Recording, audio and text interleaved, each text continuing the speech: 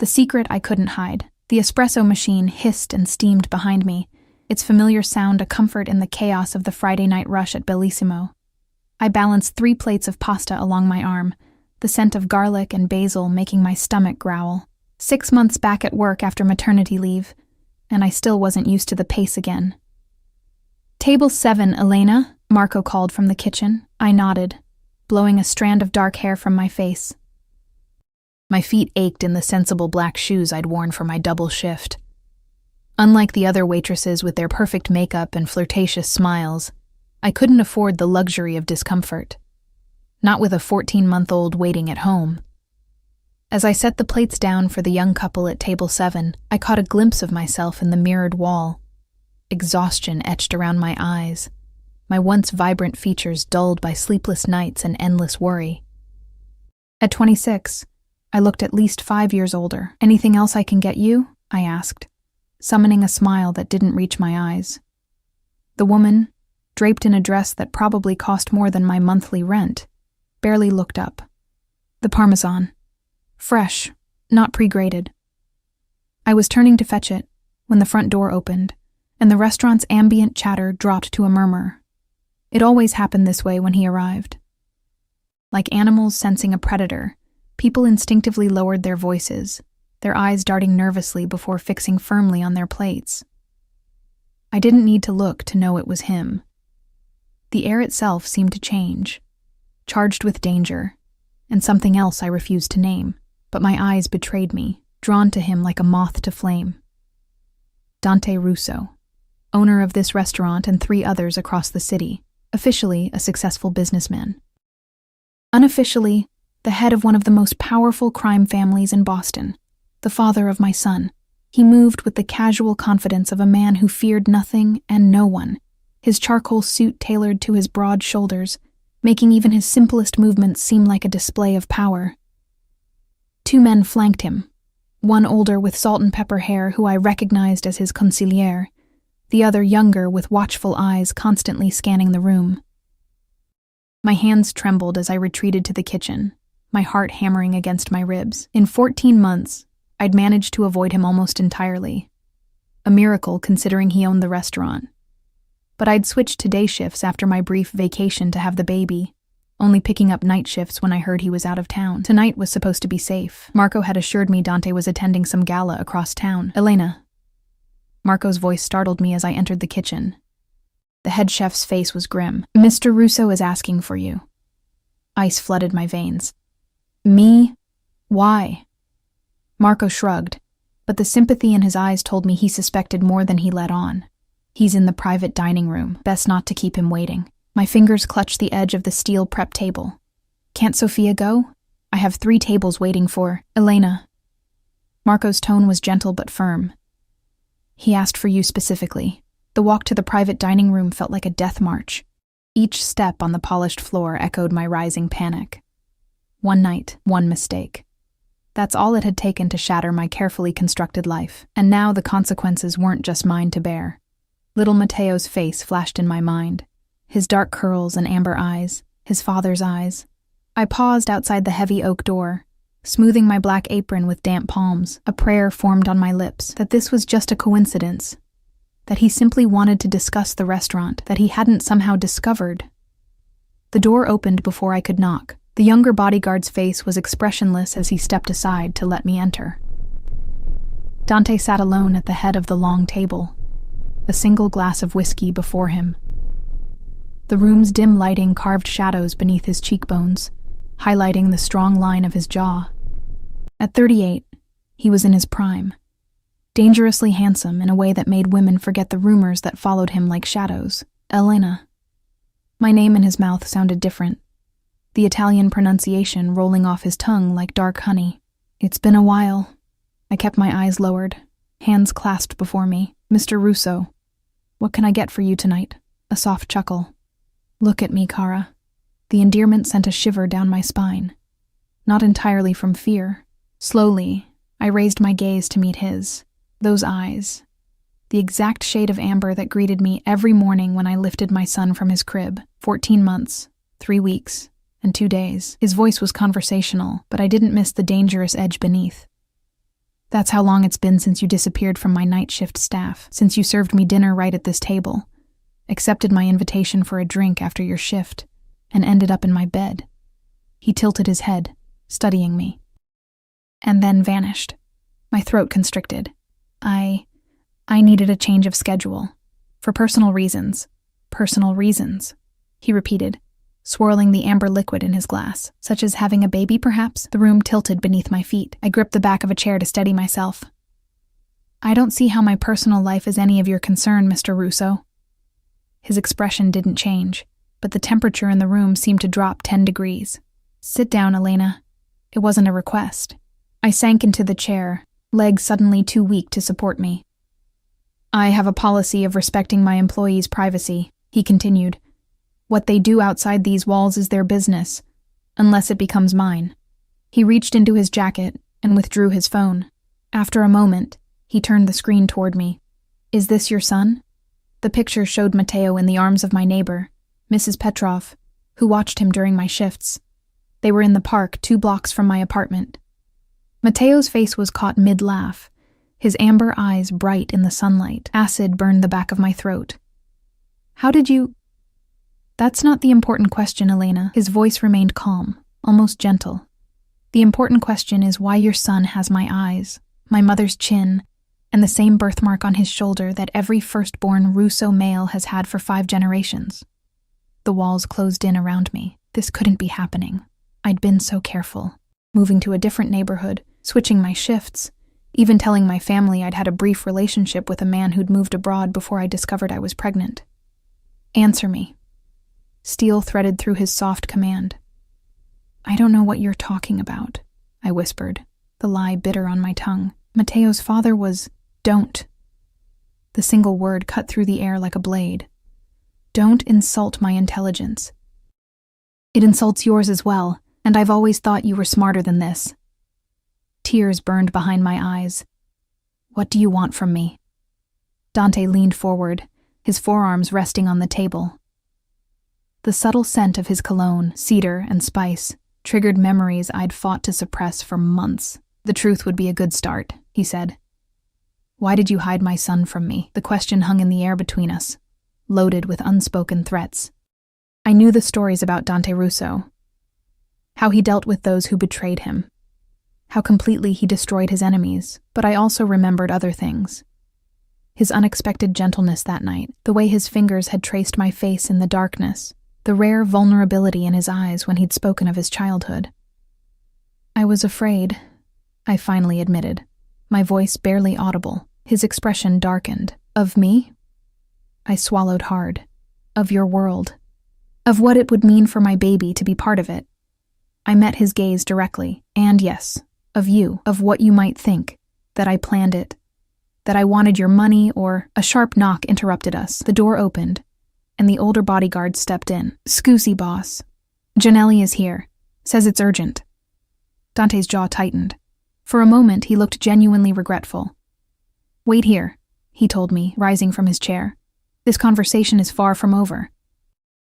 As soon as the door closed behind him, I bolted to my feet. Panic clawed at my chest as I searched frantically for another exit. There was none. Just as I was contemplating the chances of slipping past the guard I knew would be stationed outside, my phone vibrated in my apron pocket. A text from Mrs. Petrov. "Where are you?" "Been trying to call. Mateo has fever. Taking him to ER. Meet us there." Horror washed over me in a cold wave. My baby was sick, and I was trapped in this room with a man who had every reason to destroy me. A man who now knew about his son, the son I'd hidden from him. The private room had a second door that led to a back hallway used for deliveries. It was usually locked, but I'd seen Marco use it once when a freezer repair couldn't come through the main entrance. Desperation gave me courage. I tried the handle, and by some miracle, it turned. Casting one last glance at the main door, I slipped into the dimly lit corridor and ran, tears blurring my vision. I had to get to Mateo, and then we had to disappear. Because Dante Russo had found us, and I knew with bone-deep certainty that he would never let his son go, or me. The emergency room buzzed with fluorescent lights and quiet desperation. I pushed through the sliding doors, my heart in my throat, still wearing my waitress uniform. The smell of antiseptic stung my nostrils as I frantically scanned the crowded waiting area. "Elena! Over here!" Mrs. Petrov's accented voice called from a corner where she cradled my whimpering son. I rushed to them, my legs weak with relief just to see him. Mateo's cheeks were flushed with fever, his dark curls damp against his forehead. When he saw me, he reached out with chubby hands, his amber eyes, his father's eyes, bright with tears. "Mama," he cried, and the single word shattered something inside me. "My baby," I whispered, gathering him into my arms. His little body burned against mine. "What happened?" Mrs. Petrov shook her head, worry etched in the lines of her weathered face. "Fever came very fast, 1 minute playing, next minute burning up. He not want to drink, not want to eat. I tried to call you many times." Guilt stabbed through me. I'd left my phone on silent during my shift and hadn't checked it until that moment in Dante's private dining room. "I'm so sorry. Thank you for bringing him in." I pressed my lips to Mateo's forehead, flinching at the heat radiating from his skin. "Has a doctor seen him yet? They take temperature. Say wait." She gestured to the packed waiting room. Many sick children tonight. I sank into a plastic chair, cradling Mateo against my chest as he fussed and whimpered. My mind raced with twin terrors. My son's illness and the man I'd just fled from. Dante wouldn't simply let this go. A man like him, who commanded respect with a glance and ended problems with a word, wouldn't accept being walked out on, twice. An hour crawled by. Mateo's fever seemed to climb despite the children's Tylenol the nurse had finally brought. His little face was flushed, his breathing rapid. Each whimper tore at my heart. "Signora Ricci?" A nurse appeared with a clipboard. "We can take your son now." Relief washed over me as I stood, but Mrs. Petrov touched my arm. "I go home now? My husband worry." "Of course," I said, squeezing her hand gratefully. "Thank you so much. I'll call you tomorrow."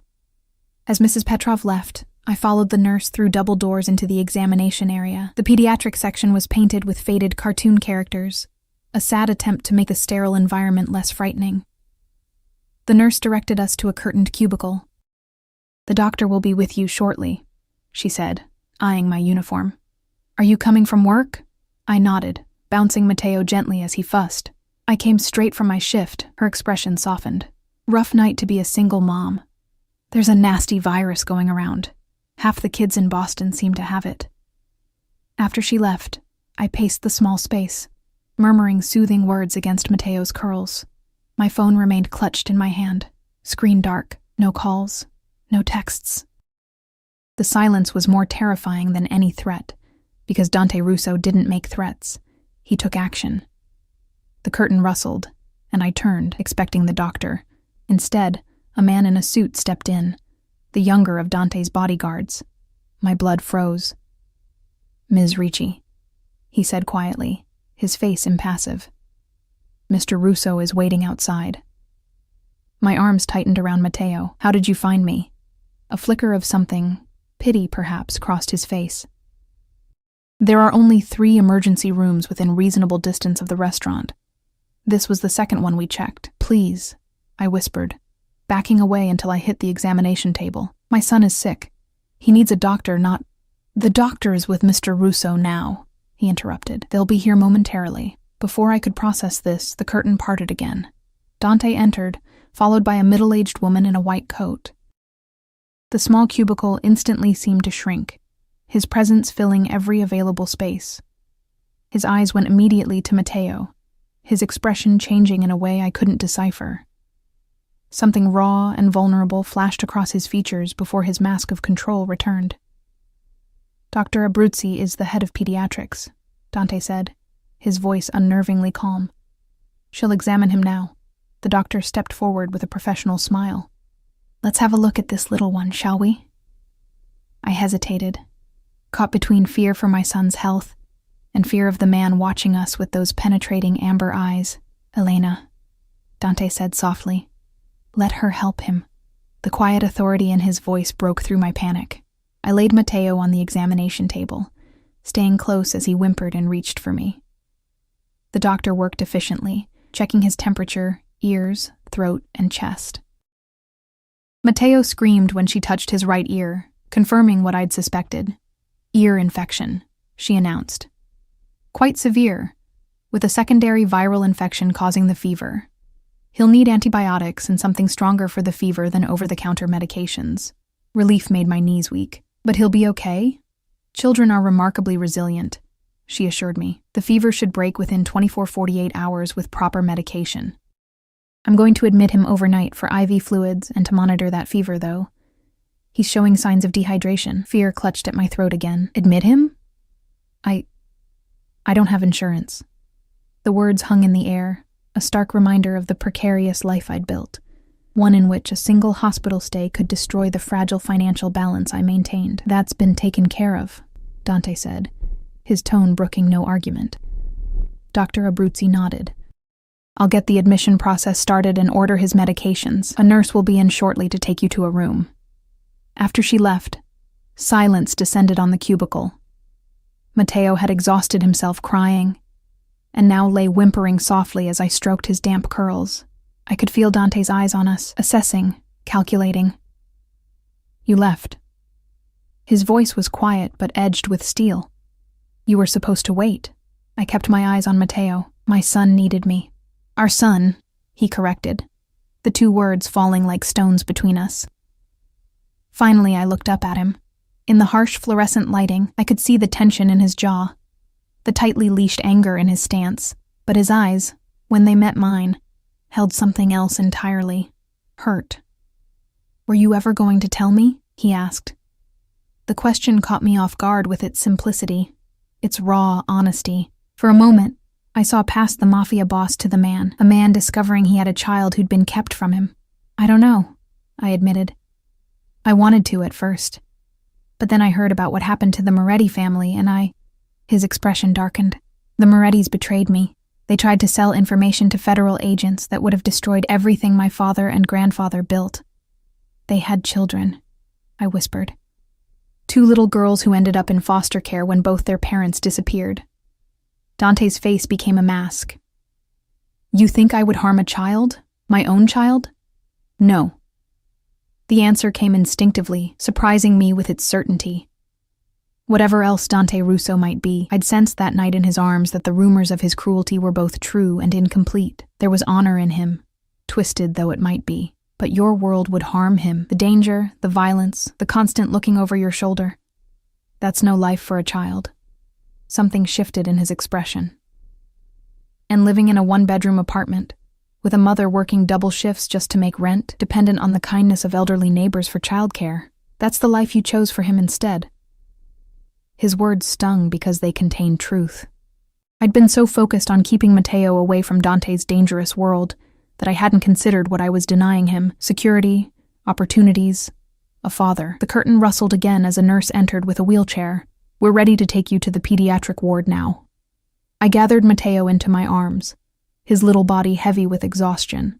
As I moved to sit in the wheelchair, Dante stepped forward. I'll carry him, he said. Not a request, but not quite a command either. Our eyes locked in a silent battle of wills. Then Matteo stirred, looking up blearily. His fever-bright eyes found Dante, widening slightly at the unfamiliar face. For a breathless moment, father and son regarded each other. Then, to my astonishment, Matteo reached out one small hand toward Dante. Something powerful and unnameable passed over Dante's face as he carefully took our son into his arms. Matteo settled against his chest as if he somehow recognized the man who had given him half his DNA, his little head finding a place beneath Dante's chin. The sight pierced me. This was what I had feared most, not that Dante would reject his son, but that the connection between them would be undeniable, unbreakable, that once Dante held his child, he would never let go. The nurse wheeled me alongside them as we made our way to the elevator, Dante's bodyguard following at a discreet distance. In the confined space of the elevator, I could see the wonder in Dante's eyes as he looked down at the child in his arms, the possessive curl of his fingers around Matteo's small form. He has my mother's chin, he murmured, almost to himself. And your eyes, I said softly. From the moment he was born, all I could see was you. His gaze lifted to mine, intense and searching. Yet you ran. Before I could answer, the elevator doors opened to the pediatric floor, The nurse led us to a private room. Not the shared ward I'd expected. Inside was a hospital crib, a reclining chair, and surprisingly, a small sofa. The room had clearly been arranged in haste, items brought in from elsewhere in the hospital. Dante gently laid Matteo in the crib as a different nurse entered to start the IV. I moved to my son's side, holding his hand and murmuring reassurances as the needle went in. His weak cry tore at my heart. Through it all, Dante remained, his presence a shadow at my back. When the nurse finished and left, promising to return with the first dose of antibiotics, I finally turned to face him. "Thank you," I said stiffly. "For the private room, the specialist. But you don't need to stay. I can handle this." His expression hardened. "Like you've handled everything else? Keeping my son's existence from me? Running the moment my back was turned?" "I was trying to protect him," I insisted, keeping my voice low for Matteo's sake. "From his father? From becoming a target," I hissed. "Everyone knows the Russo name in this city. Everyone knows what happens to the enemies of Dante Russo. What do you think happens to those he loves?" Something dangerous flashed in his eyes. "They receive my protection, my resources, my life, if necessary." "And what about what I want?" I challenged, finding courage in my exhaustion and fear. "Did you consider that maybe I didn't want to be owned by you? That maybe I wanted a normal life for my son, not one surrounded by bodyguards and blood money?" The moment the words left my mouth, I knew I'd gone too far. Dante's face became perfectly, terrifyingly still. "Is that what you think happened between us?" he asked, his voice deadly quiet. "That I sought to own you?" I swallowed hard. "I think a man like you is used to taking what he wants, and I couldn't bear it if what you wanted next was my son." Dante stepped closer, close enough that I could smell his cologne, feel the heat radiating from his body. "What I wanted," he said softly, "was to see you again after that night. What I wanted was to understand why a waitress with sad eyes and a smile that didn't reach them had haunted me for weeks. What I wanted was a chance to know you, Elena Ricci." His words hit me with the force of a physical blow. I remembered how he'd sought me out in the weeks before that night, requesting me specifically when he dined at the restaurant, how our conversations had started with simple courtesies and evolved to genuine exchanges. How, when he'd finally invited me for a drink after my shift, it had felt inevitable. "And now?" I whispered, acutely aware of Matteo sleeping fitfully in his crib beside us. Dante's eyes darkened. "Now I want my son, and I'm not a man accustomed to being denied what's mine." Morning light filtered through the hospital blinds, casting thin stripes across Matteo's sleeping face. His fever had broken sometime in the early hours, his little body finally cool to the touch. Relief had left me hollow, exhaustion seeping into my bones as I curled awkwardly in the reclining chair beside his crib. I hadn't meant to fall asleep, not with Dante still in the room. Yet there he was when I opened my eyes, seated on the small sofa, his jacket removed and shirt sleeves rolled up to reveal strong forearms. Despite having spent the night in a hospital room, he looked immaculate, not a hair out of place, his posture perfect even in repose. Only the shadow of stubble on his jaw betrayed the passage of time. His eyes met mine, alert despite the early hour. He'd been watching me sleep. His fever broke at 3:17 a.m., he said quietly. The nurse came in twice. "You didn't wake either time." I pushed myself upright, wincing at the stiffness in my neck. "You stayed all night?" "Of course." The simple certainty in his voice made my chest tighten. I stood, stretching discreetly as I moved to check on Matteo. His cheeks had lost their alarming flush, his breathing deep and even. The IV in his tiny hand was secured with colorful tape decorated with cartoon characters. I touched his curls gently, relief washing through me anew. "He looks like my brother did at that age," Dante said, coming to stand beside me. "Salvatore was the spitting image of our father, just as I was of our grandfather." The casual mention of his family startled me. In all the rumors and whispers about Dante Russo, his personal history remained largely shrouded. People spoke of his business dealings, his ruthlessness, his calculated generosity to those under his protection, but rarely of the man himself. "You never mentioned a brother that night," I said cautiously. A shadow crossed his face. Salvatore died when I was 15. A drive-by shooting meant for my father. Horror washed through me. I'm sorry. It was a long time ago. His voice was controlled, but I caught the lingering pain beneath the words. He touched Matteo's hand with one finger, the gentleness of the gesture at odds with everything I'd heard about him. My father changed after that, became harder, more ruthless. He taught me that in our world, love is weakness, because it gives your enemies leverage. I swallowed hard. Is that what you believe? His amber eyes, so like our son's, met mine. I believed it until I saw his face. He nodded toward Matteo. Now I understand what my father meant.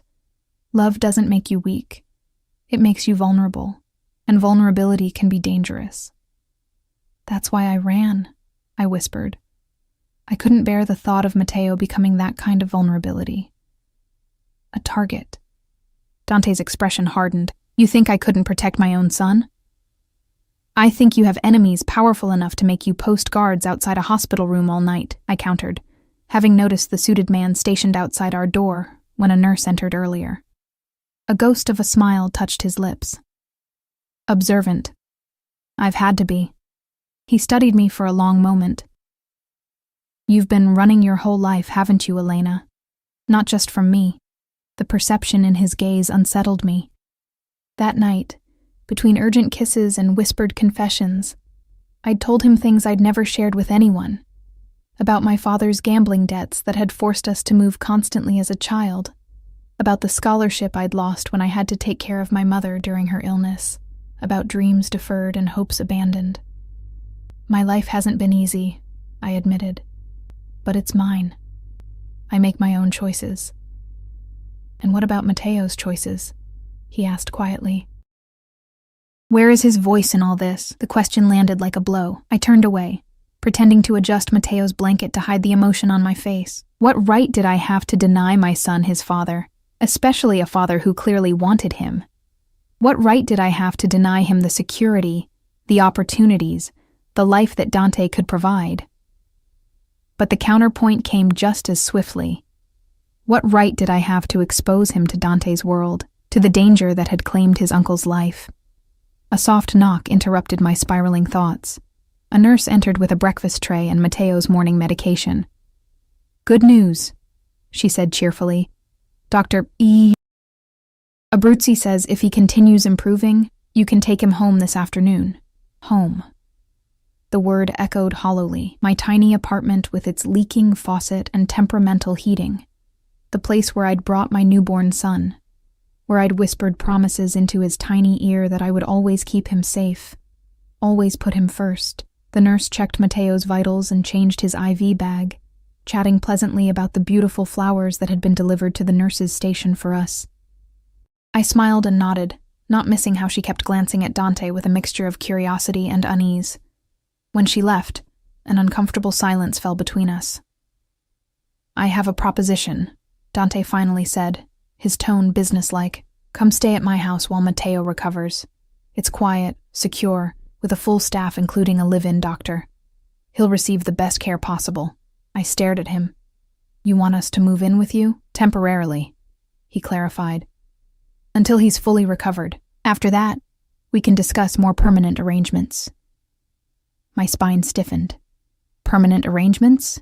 His expression remained impassive. Matteo is my son. I intend to be part of his life going forward. How that looks is something we need to discuss, but I think we can both agree that your current living situation is not ideal. Anger flared, hot and sudden. You don't get to walk into our lives after 14 months and start making judgments about how I've raised him.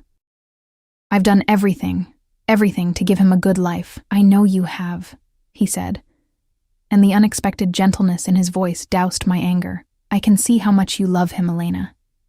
It's written in every sacrifice you've made, every double shift you've worked. He stepped closer. But you don't have to do it alone anymore. The sincerity in his eyes weakened my resolve. For 14 months, I'd carried the weight of single motherhood, the constant worry about money, the exhaustion, the fear that one misstep would bring everything crashing down. The thought of sharing that burden, even with someone like Dante, was tempting in a way I hadn't anticipated. I need time to think, I said finally. He nodded once, accepting my non-answer with surprising grace. The offer stands. For now, I have some business to attend to. My driver will take you and Matteo to my house when he's discharged. I didn't agree to... Elena. He cut me off, his voice gentle but firm. Your apartment has no air conditioning. It's August in Boston, and Matteo is recovering from a high fever. Think of what's best for him right now, not your pride. The truth of his words stung. My apartment would be stifling in the summer heat, the ancient fan in the window doing little to cool the stuffy rooms. 1 week, I conceded reluctantly, just until he's better. Something like triumph flashed in Dante's eyes, quickly masked. My driver will bring some of your things from your apartment. Is there anything specific you need?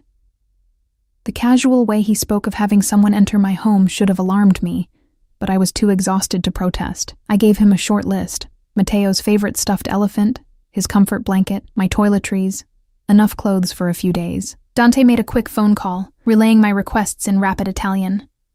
When he hung up, he approached the bed and, to my surprise, leaned down to press a gentle kiss to Matteo's forehead. I'll return this afternoon, he said, straightening. His eyes met mine, intense and unreadable. Try to rest. You look exhausted.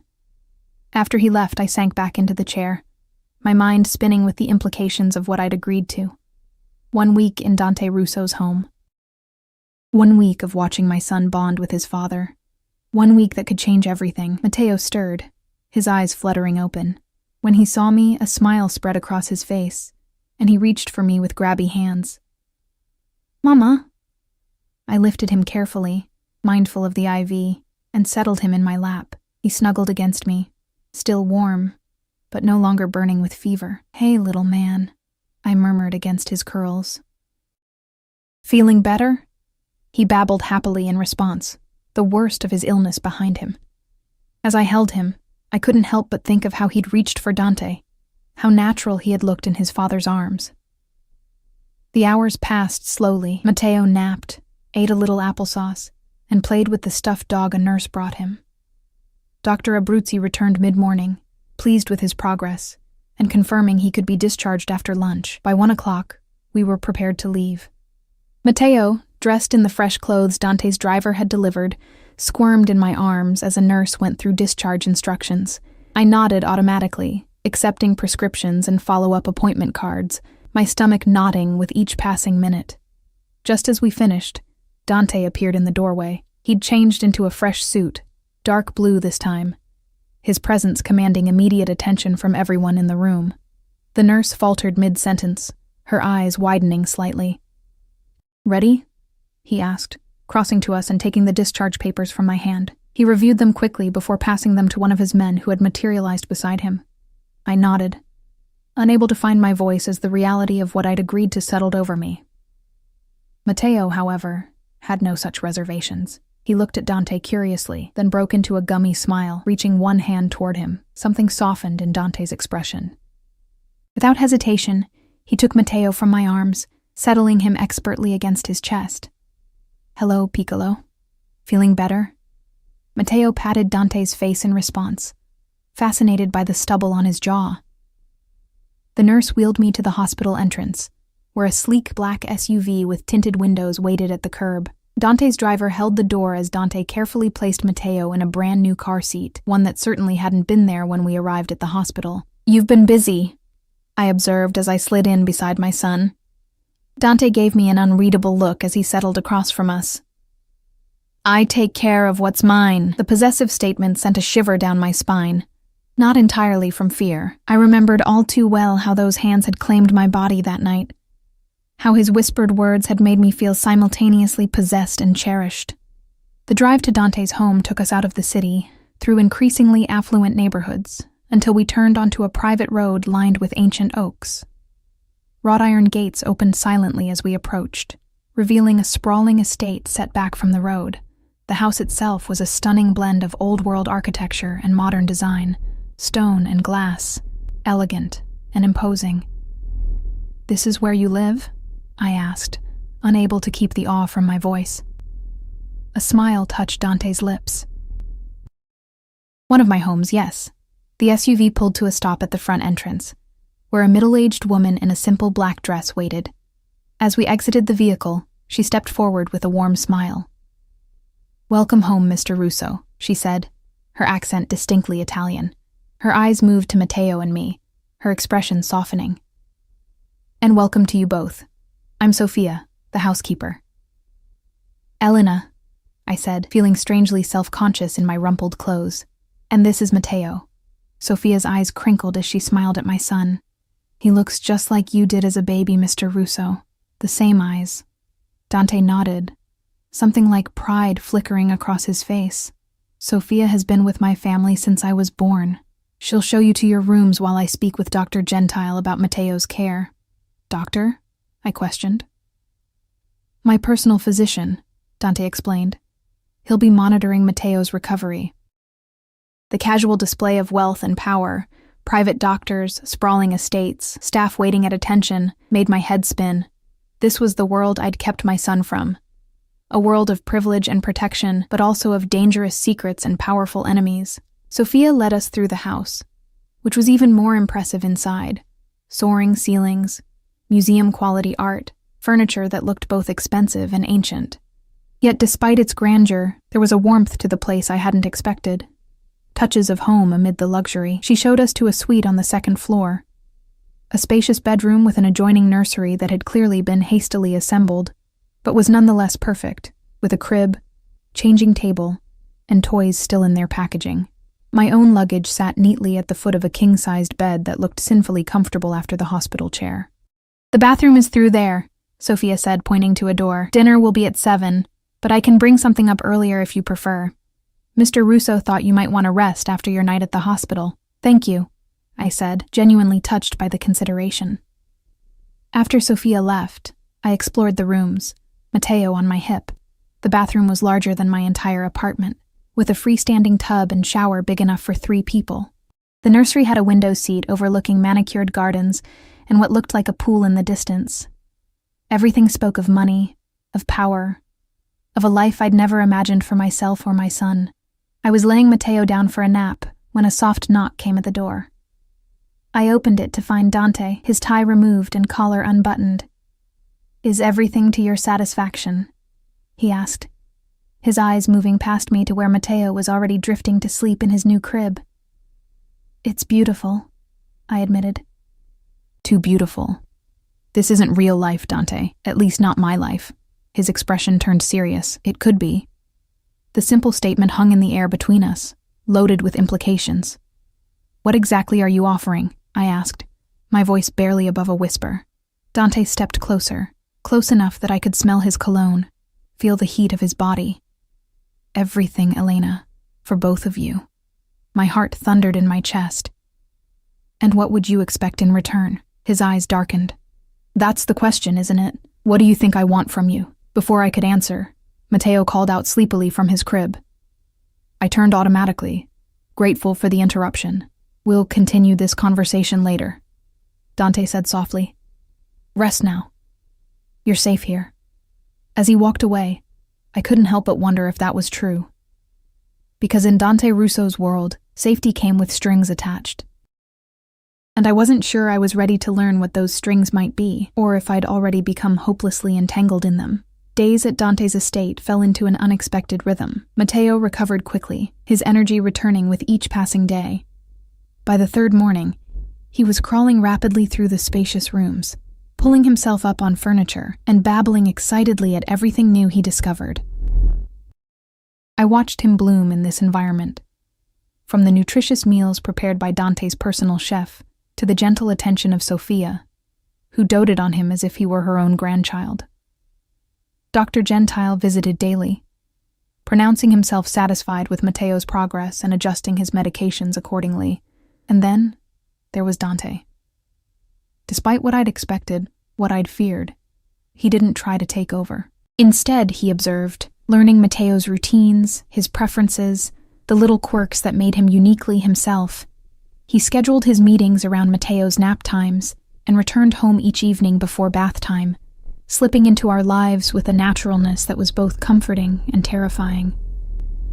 On the 4th evening, I found myself on the terrace outside my suite, watching the sunset paint the sky in streaks of gold and crimson. Matteo had fallen asleep early, exhausted from an afternoon spent exploring the garden with Sophia. Wine? Dante's voice came from behind me.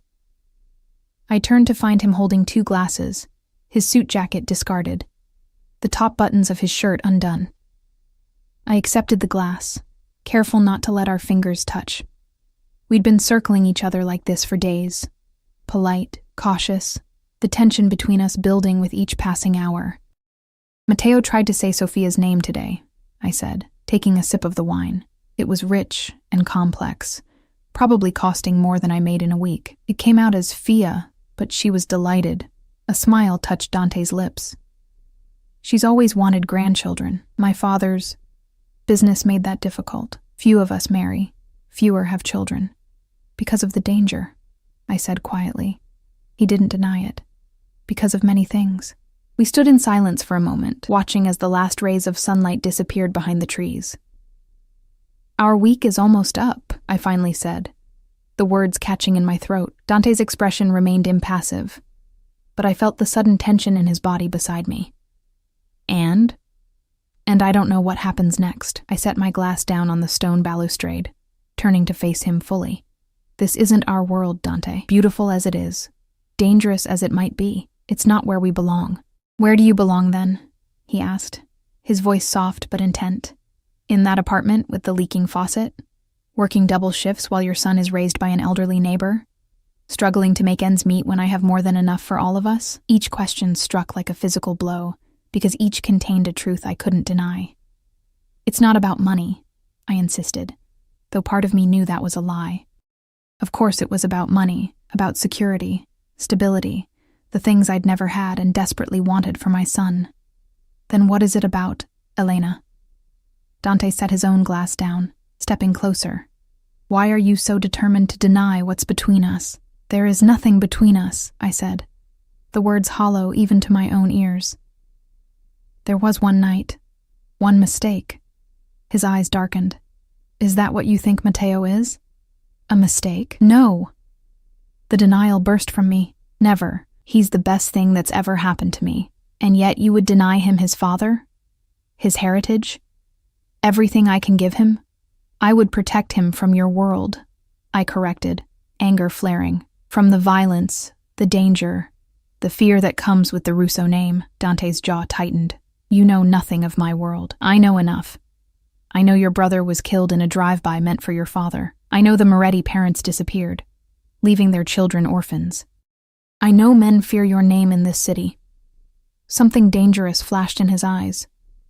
Yes, they fear me. And that fear keeps those I care about safe. He moved closer still, until I could feel the heat of his body. Do you think I haven't had men watching your apartment since the day I discovered Matteo's existence? Did you never wonder why your neighborhood, not the safest in Boston, seemed to leave you alone? Why no one bothered the single mother with the beautiful baby boy? Shock rendered me speechless. I'd assumed my relative's safety was due to good luck, to keeping my head down, to the watchful eye of Mrs. Petroff. The idea that Dante had been protecting us from afar, without my knowledge or consent, sent conflicting emotions coursing through me. Anger at the invasion, gratitude for the protection, fear at how easily he'd inserted himself into our lives. That's an invasion of privacy, I finally managed. A humorless smile curved his lips.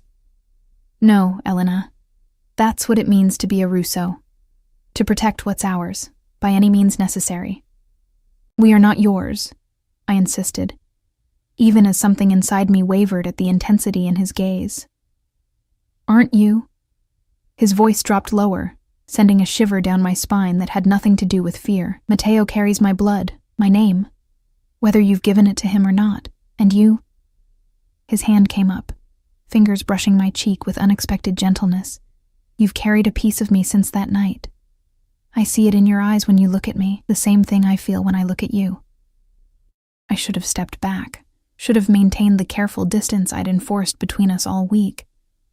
Instead, I found myself leaning into his touch.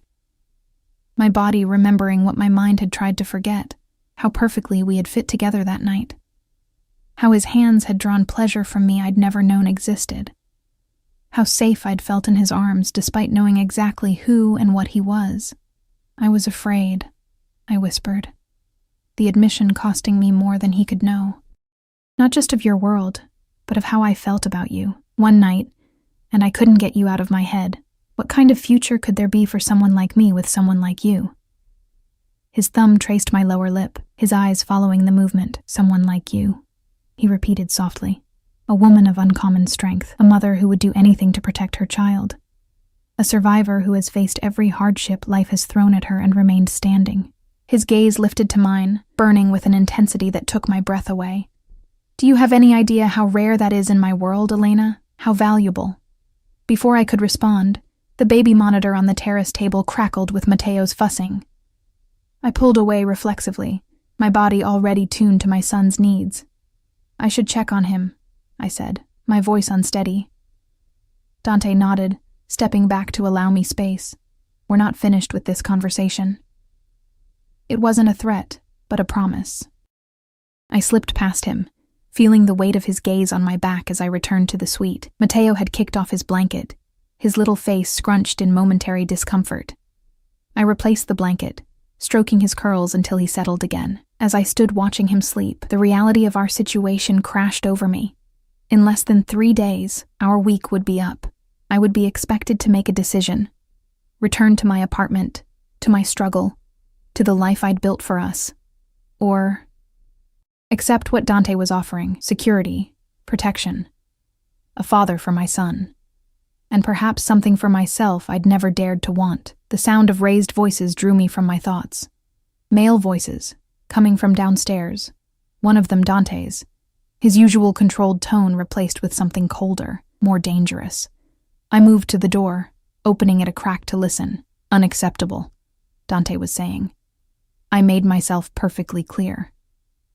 The Colombians are restless, another voice responded. They say the delay is costing them money. And I said I needed a week. 1 week of no business, no meetings, no problems. Is that too much to ask after 15 years of service? With respect, boss, they don't care about your personal situation. They want the shipment cleared or they'll find someone else who can do it. A heavy silence followed, one that raised the hair on the back of my neck. Tell them, Dante finally said, his voice deadly quiet, that if they so much as think about working with anyone else in my territory, what happened to the Garza family will look like a children's birthday party in comparison. The cold brutality in his tone froze the blood in my veins. This was the Dante Russo of rumors and whispered warnings, the man who had built an empire on fear and violence, who disposed of enemies without remorse, the man whose blood ran in my son's veins. I closed the door silently, leaning against it as my heart pounded.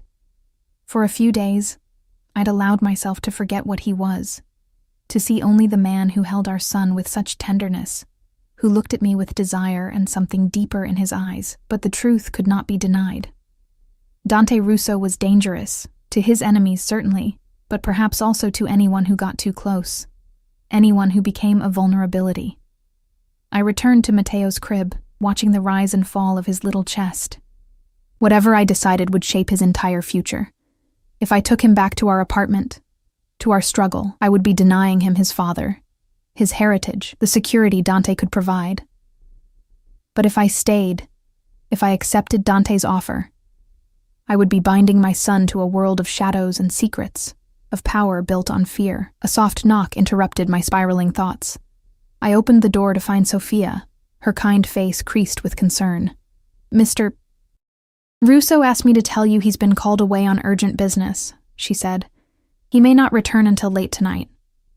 I nodded, unsurprised after what I'd overheard. Thank you, Sophia. She hesitated, then added, he also asked me to give you this. She handed me a small envelope, Dante's bold handwriting spelling my name across the front. After she left, I opened it with trembling fingers. Inside was a key and a short note. 3rd floor, east wing, last door on the left.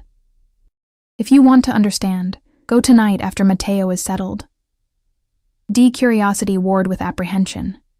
What would I find in that room, More evidence of Dante's criminal enterprises? Some dark secret he wanted to share? The hours crawled by.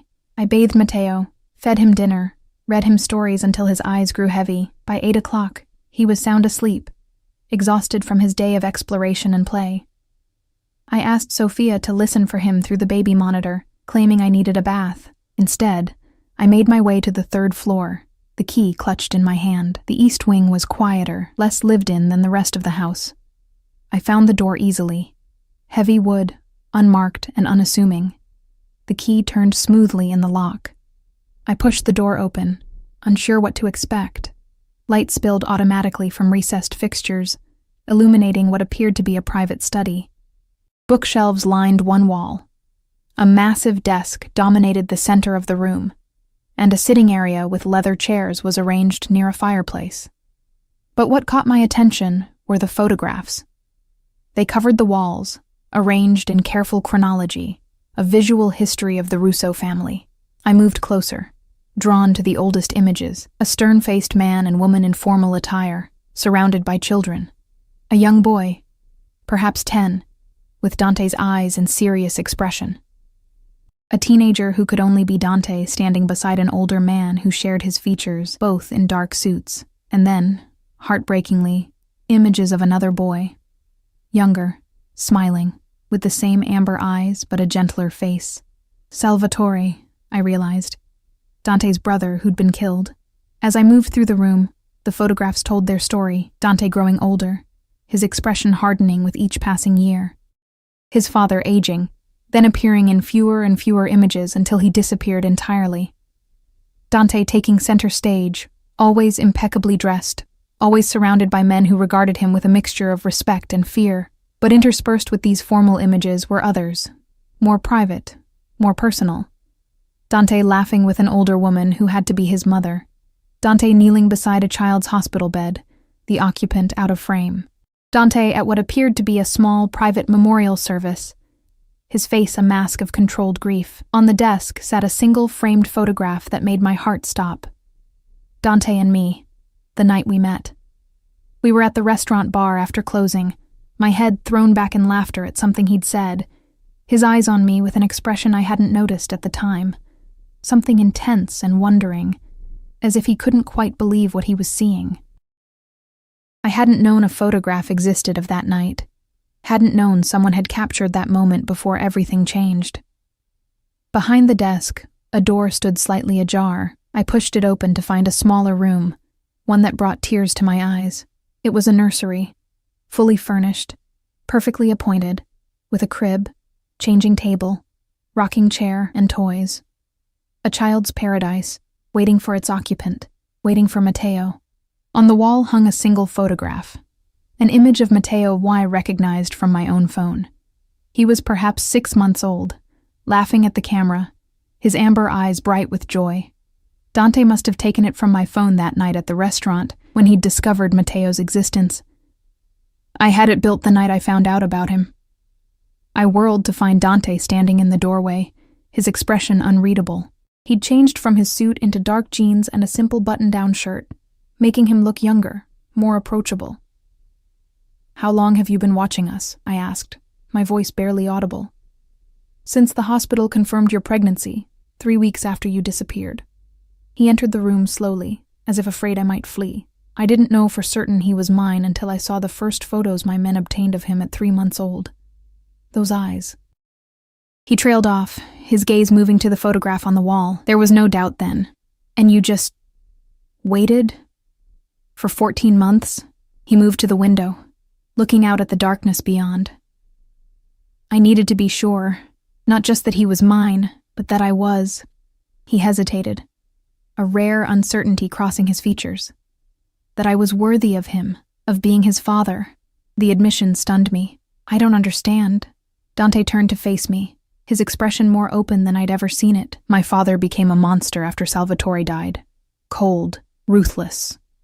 He cared for nothing but revenge and power." His jaw tightened. I swore I would never become him. But this life, it changes you, hardens you. I needed to know I could still feel something other than anger or calculation before I claimed my son. "And what did you discover?" I asked softly. His eyes met mine, intense and unwavering, that I could still feel everything. "For both of you."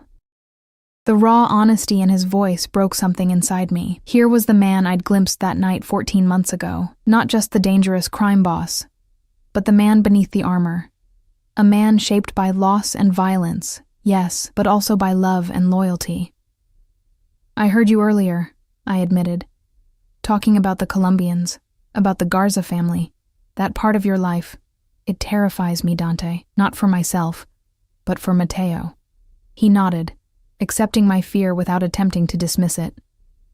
"My world is dangerous. I won't pretend otherwise, but it's also changing. The old ways, my father's ways, are dying out. What I've built is different, more legitimate. The violence you heard tonight is the exception now, not the rule. Can you promise me that Matteo will never be touched by it? That he'll never be in danger because of who his father is?" Dante crossed to me, taking my hands in his. "I can promise you that I will burn this world to the ground before I let any harm come to him, or to you." His thumbs traced circles on my wrists. "I've spent 14 months watching my son from a distance, Elena. Building this room, hoping someday he would sleep here. I've spent 14 months wondering about you. If you were safe, if you were happy, if you ever thought of me. I thought of you every day," I whispered, the truth finally breaking free. Every time I looked at Matteo's eyes, every time he smiled or frowned in that way that's so completely you, I swallowed hard. I was afraid of wanting you, of needing you. I've always taken care of myself, and then suddenly there was this man who could give me everything I'd ever needed. But at what cost? "Stay and find out," he said simply. "Not just for a week, not just for Matteo, for yourself, for us." He lifted one hand to my face, cupping my cheek with a gentleness that belied his strength. "I'm not asking you to love me, Elena. Not yet. I'm asking you to give us a chance to become what we could be, a family." The word hung between us, loaded with promise and possibility. Family. The thing I'd never truly had, the thing I desperately wanted to give Matteo. "I'm scared," I admitted.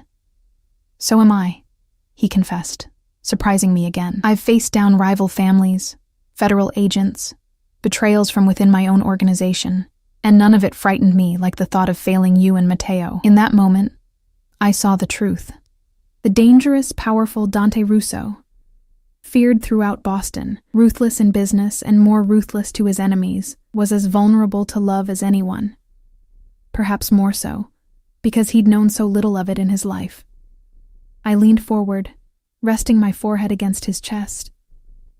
His arms came around me, strong and secure, and for the first time in longer than I could remember, I allowed myself to lean on someone else's strength. "One step at a time," I murmured against his shirt. "We'll figure it out together."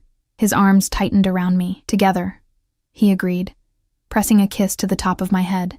We stayed like that for a long moment, the future stretching before us. Uncertain, yes, but no longer something I faced alone. Whatever came next, whatever challenges we encountered, we would face them as a family.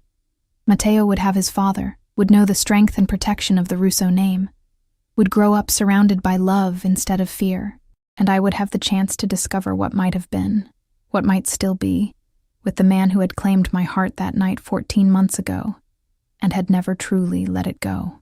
As Dante's lips found mine in a kiss that felt like coming home, I knew with bone-deep certainty that I'd made the right choice, not just for Matteo, but for myself, because sometimes the most dangerous path is also the one that leads to everything you never knew you wanted.